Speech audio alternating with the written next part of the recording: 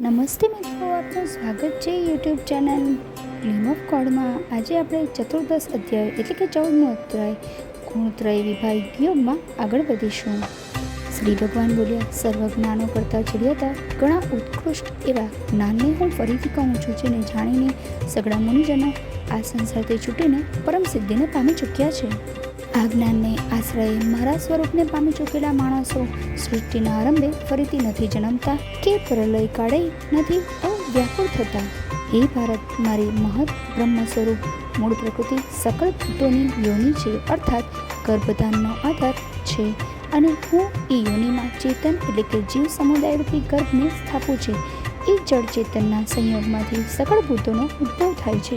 એ કુંતી પુત્ર, વિવિધ જાતની સઘળી યોનિઓમાં જે મૂર્તિઓ શરીરધારી પ્રાણીઓ ઉદ્ભવે છે, પ્રકૃતિ એ સર્વની ગર્ભ ધારણ કરનારી માતા છે, અને હું બીજને સ્થાપનાર પિતા છું। એ મહાબાહો, સત્વગુણ, રજોગુણ તેમજ તમોગુણ પ્રકૃતિમાંથી ઉદ્ભવેલા આ ત્રણેય ગુણો અવિનાશી જીવાત્માને શરીરમાં બાંધે છે।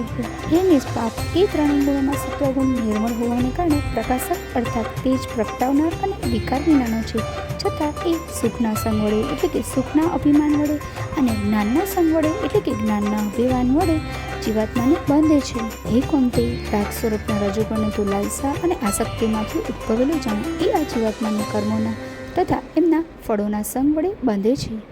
હે ભરતવંશી, સૌ દેહ અભિમાનીઓને મોહિત કરનાર તમોગુણને તો તું અજ્ઞાનમાંથી ઉપજેલો જાણ એ આ જીવાત્માને પ્રમાદ, આળસ અને નિંદ્રા વડે બાંધે છે। હે ભારત, સત્વગુણ સુખમાં જોડે છે, રજોગુણ કર્મમાં અને વળી તમોગુણ તો જ્ઞાનને ઢાંકી દઈને પ્રમાણમાં પણ જોડે છે। હે ભારત, રજોગુણ અને તમોગુણને દબાવીને સત્વગુણ, સત્વગુણ અને તમોગુણને દબાવીને રજોગુણ તેમજ સત્વગુણ અને રજોગુણને દબાવીને તમોગુણ વૃદ્ધિ પામે છે।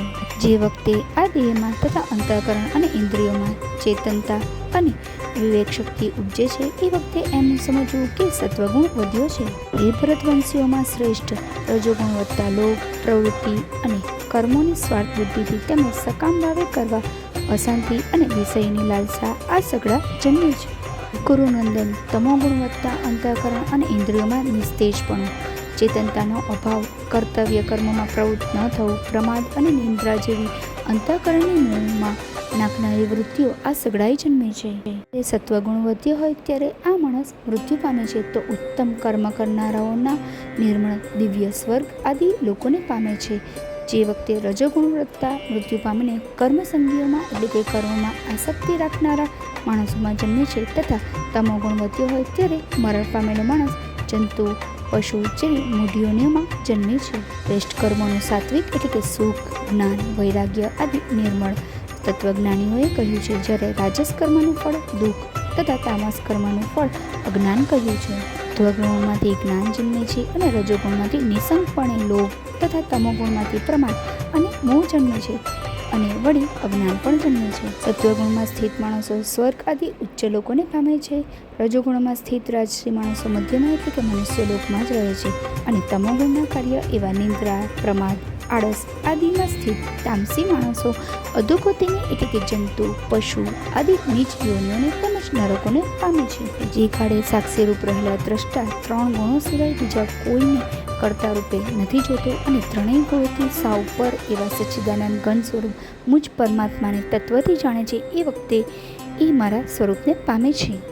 શરીરની ઉત્પત્તિના કારણ એવા આ ત્રણેય ગુણોને પાર કરીને જન્મ, મૃત્યુ, વૃદ્ધાવસ્થા અને સર્વ પ્રકારના દુઃખોથી છૂટેલો આ પુરુષ પરમાનંદને પામે છે। અર્જુન બોલ્યા, આ ત્રણેય ગુણોથી અતીત પુરુષ કયા કયા લક્ષણોથી યુક્ત હોય છે અને કેવું આચરણ કરનાર હોય છે, તથા હે પ્રભુ, માણસ કયા ઉપાયથી આ ત્રણેય ગુણોથી અતીત થઈ શકે છે? શ્રી ભગવાન બોલ્યા, હે પાંડવ, સત્વગુણના કાર્ય એવા પ્રકાશનો, રજોગુણના કાર્ય સ્વરૂપ પ્રવૃત્તિનો તથા તમોગુણના કાર્ય એવા મોહનો પણ જે પુરુષ નથી તો એમના પ્રવૃત્ત થતા દ્વેષ કરતો કે નથી તો નિવૃત્ત થતા એમની આકાંક્ષા સેવતો, જે સાક્ષીની પેઠે સ્થિત થયેલો ગુણો વડે વિચલિત કરી શકાતો નથી તથા ગુણો જ ગુણોમાં વર્તે છે, એમ સમજીને સચ્ચિદાનંદ ઘન પરમાત્મામાં એકાત્મ ભાવે સ્થિર રહે છે, તેમજ એ સ્થિતિથી વિચલિત થતો નથી।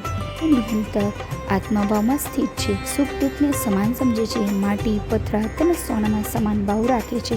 જ્ઞાની છે. પ્રિય અને અપ્રિયને એક જેવા માને છે તથા પોતાની નિંદા કે સ્તુતિમાં પણ સમાન ભાવ રાખે છે. તે માન અને અપમાનમાં સમ છે. મિત્ર અને વેરી પક્ષમાં પણ સમ છે. તેમજ સર્વ કર્મોમાં કર્તાપણાના અભિમાન વિનાનો છે. એ પુરુષ ગુણાતીત કહેવાય છે. જે પુરુષ અવ્યભિચારી ભક્તિ યોગથી મને નિરંતર ભજે છે એ પણ આ ત્રણેય ગુણોને સમ્યક રીતે પણ પાર કરીને સચ્ચિદાનંદ ઘન બ્રહ્મને પામવા યોગ્ય બની જાય છે. કેમ કે એ અવિનાશી પરબ્રહ્મનું, અમૃતનું, શાશ્વત ધર્મનું તેમજ અખંડ એક રસ આનંદનું રહેઠાણ હું છું. ગુણત્રય વિભાગ યોગ નામનો 14મો અધ્યાય સમાપ્ત. જો આપને વિડીયો પસંદ આવ્યો તો વિડીયોને લાઇક, શેર અને ચેનલને સબસ્ક્રાઈબ કરવાનું ભૂલતા નહીં. જય શ્રી કૃષ્ણ.